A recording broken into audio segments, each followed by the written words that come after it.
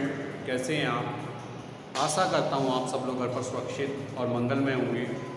बच्चों, आज आपके लिए लेकर आए हैं माध्यमिक शिक्षा परिषद उत्तर प्रदेश के अंतर्गत क्लास 12th में हिंदी काव्यांजलि के अंतर्गत जो हमारी कविता है बापू के प्रति सुमित्रानंद पंत द्वारा लिखित, उस से संबंधित, उसके पद्यांश से संबंधित प्रश्न उत्तर। तो सबसे पहले मैं आपको पद्यांश पढ़ के सुनाना चाहूँगा। कौन सा पद्यांश है। तुम मांसहीन, तुम रक्तहीन, हे अस्थि शेष तुम अस्थिहीन, तुम शुद्ध बुद्ध आत्म केवल, आत्मा केवल, हे चीर पुराण, हे चीर नवीन, तुम पूर्ण इकाई जीवन की, जिसमें असार भव शून्य लीन, आधार अमर होगी जिस पर भावी की संस्कृति समासीन। तुम मांस तुम ही हो, रक्त अस्थि निर्मित जिसमें युग का तन, तुम धन्य तुम्हारा निस्वय त्याग, हे विश्व भोग का वर साधन। इस भस्म काम तन की रज से जग पूर्ण काम नव जग जीवन, बनेगा सत्य अहिंसा के ताने बानों से मानवपन। तो ये वो पद्यांश है जिसके हम आज प्रश्नोत्तर करेंगे। मैंने पिछली वीडियो में इसका हिंदी में आपको बता दिया था, तो आज मैं आपको केवल प्रश्नोत्तर कराऊंगा। इससे संबंधित 5 प्रश्नोत्तर आते हैं। मैंने प्रश्न यहाँ पर लिख दिए हैं। पद्यांश से लेकर बानों से मानवपन। पहला प्रश्न है, प्रस्तुत पद्यांश के शीर्षक और कवि का नाम लिख कीजिए। दूसरा प्रश्न है, प्रस्तुत पद्यांश के माध्यम से कवि क्या कहना चाहता है। तीसरा प्रश्न है, कवि राष्ट्रपति महात्मा गांधी को नमन करते हुए क्या कह रहे हैं। और अगला प्रश्न है, प्रस्तुत पद्यांश में कवि ने राष्ट्रपिता को नवयुग के रूप में किस प्रकार प्रस्तुत किया है। और अंतिम प्रश्न है, तन शब्द के 4 पर्यायवाची शब्द लिखिए। तो यहाँ पर मैं आपको एक एक करके प्रश्न के उत्तर बताता हूँ। आप अपना कॉपी पेन पेंसिल उठा लीजिए और मेरे साथ साथ आप लिख भी सकते हैं या उनको प्रश्नों को समझकर बाद में लिख सकते हैं। तो मैं शुरू करता हूँ। पहला प्रश्न है कि प्रस्तुत पद्यांश के शीर्षक और कवि का नाम उल्लेख। तो पहले से ही क्लियर है कि जो शीर्षक है वो बापू के प्रति और इसके जो रचयिता हैं वो हैं प्रकृति के सुकुमार कवि सुमित्रानंद पंत। तो ये पहला प्रश्न बनता है। दूसरा है, प्रस्तुत पद्यांश के माध्यम से कवि क्या कहना चाहता है। अब इसको समझने की आवश्यकता है कि प्रस्तुत पद्यांश के माध्यम से कवि क्या कहना चाहता है।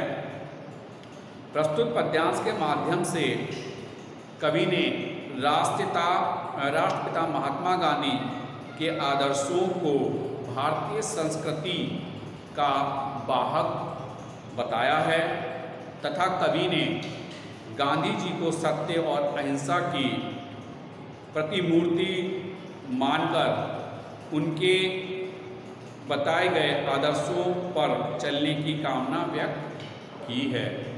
तो ये तो हो गया पहले प्रश्न का उत्तर। अब बात करते हैं दूसरा प्रश्न है, कवि राष्ट्रपिता महात्मा गांधी को नमन करते हुए क्या कह रहे हैं।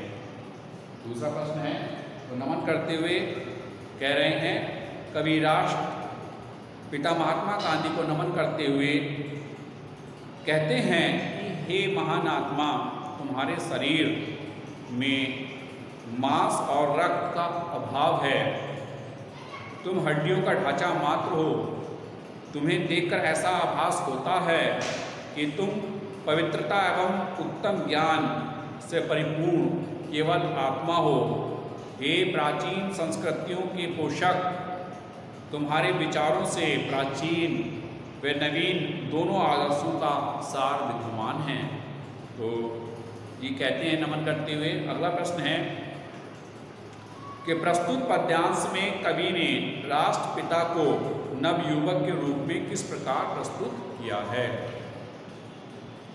तो कवि राष्ट्रपिता को नवयुवक के रूप में प्रस्तुत करते हुए कहते हैं कि हे बापू, तुम नवयुवक के आदर्श हो।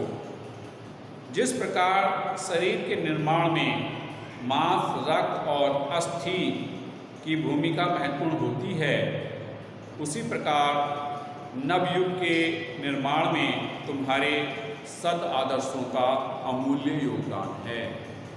तो इस प्रकार से ये आपका जो है चौथा प्रश्न भी समाप्त होता है। पांचवें प्रश्न के लिए मैं आपको बताता हूँ कि जो तन है उसके 4 पर्यायवाची लिखते हैं। तो इस पुस्तक प्रणय का मैं यहाँ पर लिख देता हूँ। तन के 4 पर्यायवाची, एक तो देह, देह माने शरीर होता है, तन माने शरीर होता है। इसके बाद अंग, अंग भी देह को कहते हैं, काया, और एक हो गया आपका गात। तो इस प्रकार से तन के 4 जो हैं पर्यायवाची हो गए, देह, अंग, काया और गात। तो बच्चों ये जो कार्य आपको कराया जा रहा है ये अति महत्वपूर्ण है, क्योंकि इस बार 30% सिलेबस बुक में से हटा दिया गया है। तो जो चैप्टर बचते हैं वो अति महत्वपूर्ण बन जाते हैं, और उसमें से भी छांट कर जो है आपको महत्वपूर्ण पद्यांशों से प्रश्न उत्तर कराए जा रहे हैं। तो इनको आप विधिवत रूप से अपनी नोटबुक में कॉपी करिए। जो मैंने आपको पढ़ाया या समझाने का प्रयास किया है उसको समझकर आप जो है अपने शब्दों में इनके प्रश्नों के उत्तर लिखकर अपने इस कार्य को पूर्ण करके बोर्ड की प्रिपरेशन कीजिए। तो बस आज के लिए इतना ही, मिलते हैं नेक्स्ट वीडियो में। जब तक के लिए हैव अ नाइस डे।